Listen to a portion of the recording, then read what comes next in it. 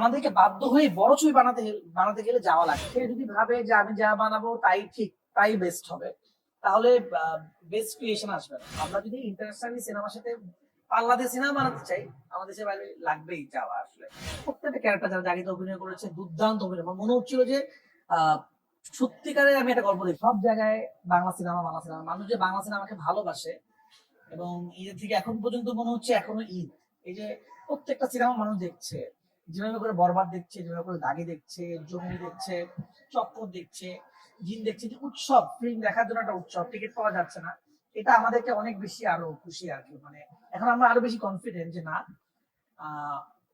Cinema থাকবে, মানুষ সিনেমাকে ভালোবাসে, মানুষ এন্টারটেইন হতে চায়, মানুষ সিনেমার সাথে নিজেকে থাকতে চায়। এটা একটা খুশি, এবং সিনেমার মাধ্যমে মানুষ বলতে পারবো এটা একটা অনেক বড় সম্ভাবনা।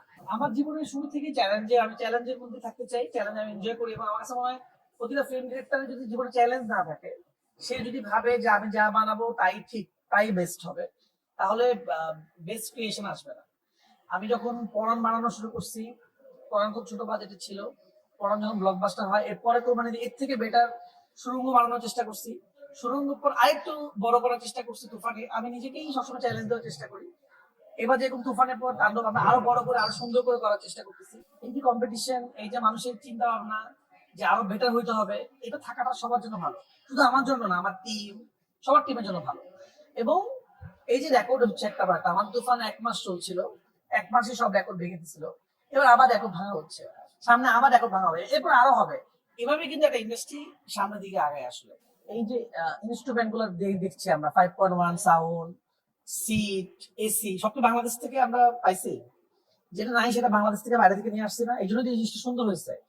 তো আমরা তখনই দেশের বাইরে যাই যেটা আমাদের দেশে নাই। বিষয়টা এরকম না আমরা ইচ্ছা করে দেশে শুটিং না করে দেশের বাইরে শুটিং করছি। এই যে বরবাদের যে শুধু শুধু ফাইট দেখছি আমরা, বা যেগুলো দেখছি, এটা কিন্তু বাংলাদেশ সম্ভব ছিল না। বিষয়টা কিন্তু এরকম না যে যে কোনো টিম যে ইচ্ছা করে বিদেশে যে কেউ শুট করে, কেউ দেশ ছেড়ে বিদেশ যেতে চায় না আসলে।